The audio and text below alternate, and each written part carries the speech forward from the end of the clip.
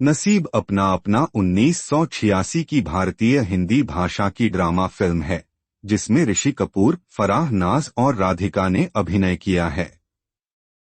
यह 1982 की तमिल फिल्म गोपुरंगल सेवथिल्लई की रीमेक है।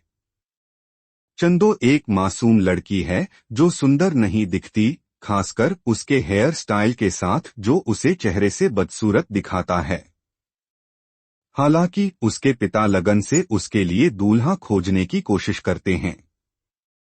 किशन एक युवा सेल्समैन है जिसके अपने जीवन और जीवन साथी को लेकर कई सपने हैं, लेकिन वह अपने दबंग पिता भीम से बहुत डरता है।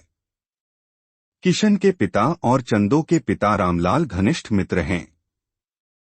अपने मित्र की अपनी बेटी की शादी करने के संघर्ष को देखकर भीम किशन की सहमति के बिना ही चंदो और किशन की शादी तय कर देता है।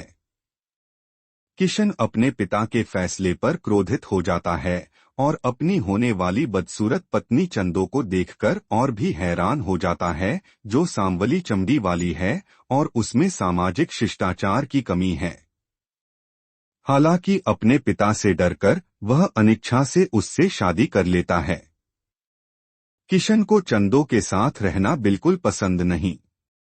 इस बीच किशन को अपनी नौकरी में सर्वश्रेष्ठ प्रदर्शन के लिए पुरस्कार मिलता है और वह पदक प्राप्त करने के लिए निकल जाता है।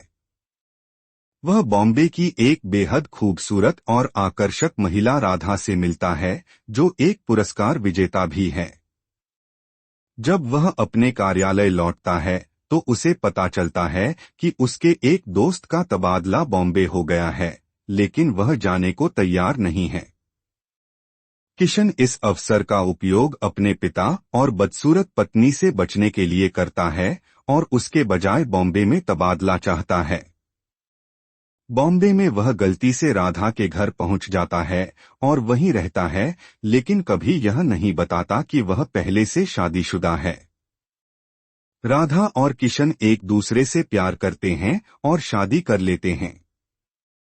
किशन के पिता अपने बेटे को चंदो को अपने साथ ले जाने की धमकी देते हैं और इसलिए किशन अनिच्छा से उसे अपने साथ बॉम्बे ले जाता है। लेकिन बॉम्बे पहुंचने पर वह पाता है कि राधा उसे लेने आई है और चंदो को रेलवे स्टेशन पर अकेला छोड़ देता है और राधा के साथ चला जाता है। लेकिन जब वह चंदो को खोजने के लिए स्टेशन वापस जाता है तो वह उसे नहीं पाता है, बल्कि वह उसे अपने घर में नौकरानी के रूप में पाता है।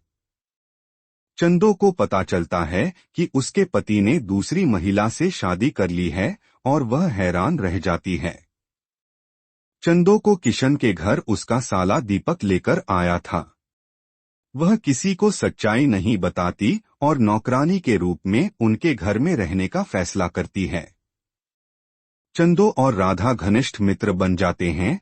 चंदो राधा को एक पारंपरिक पत्नी बनना सिखाती है और जल्द ही राधा उसे एक बड़ी बहन के रूप में देखने लगती है।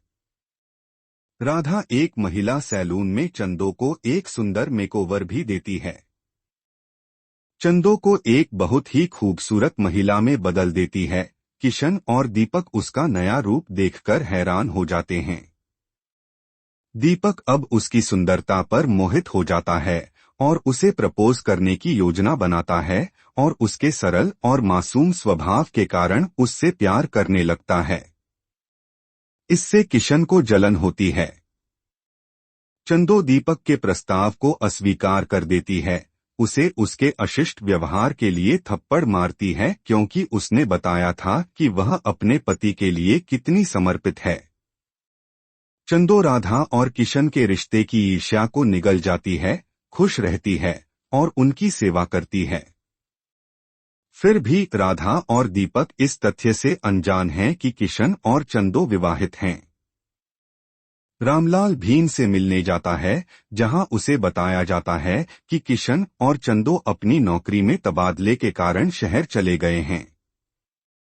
अपनी बेटी को देखने की इच्छा से रामलाल उनसे मिलने बॉम्बे जाने की योजना बनाता है और भीम उसके साथ जाता है। चंदो अपने पिता और ससुर को देखकर चौंक जाती है और उन्हें ऊपर दीपक के कमरे में ले जाती है, यह दावा करते हुए कि यह अतिथि कक्ष है, यह बताते हुए कि किशन कुछ दिनों के लिए शहर से बाहर है।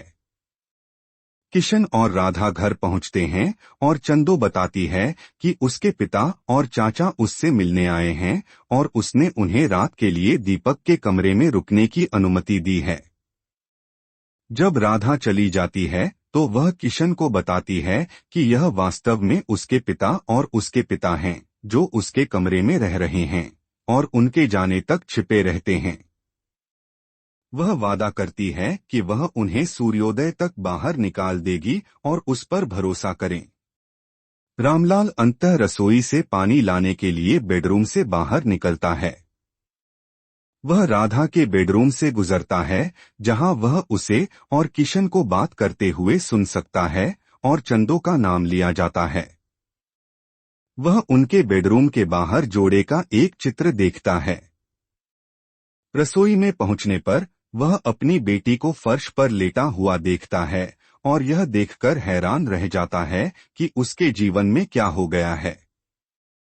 चंदो उसे आश्वस्त करती है कि वह खुश है और वह इस घर में नौकरानी के रूप में रहना पसंद करेगी और अपने पति के करीब रहना पसंद करेगी, बजाय इसके कि वह उसके साथ घर लौट जाए और बोझ बन जाए और साथ ही किशन के कार्यों के लिए दोनों परिवारों को शर्मिंदा करे। रामलाल अपनी बेटी को जाने देने का फैसला करता है और भीम के साथ गांव लौटने का बहाना बनाकर निकल जाता है ताकि उसे सच्चाई का पता न चले।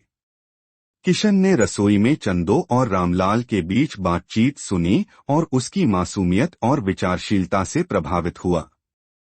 वह खुद को एक भयानक पति होने और व्यक्तित्व की तुलना में सुंदरता पर ध्यान देने के लिए दोषी मानता है और उससे माफी मांगता है।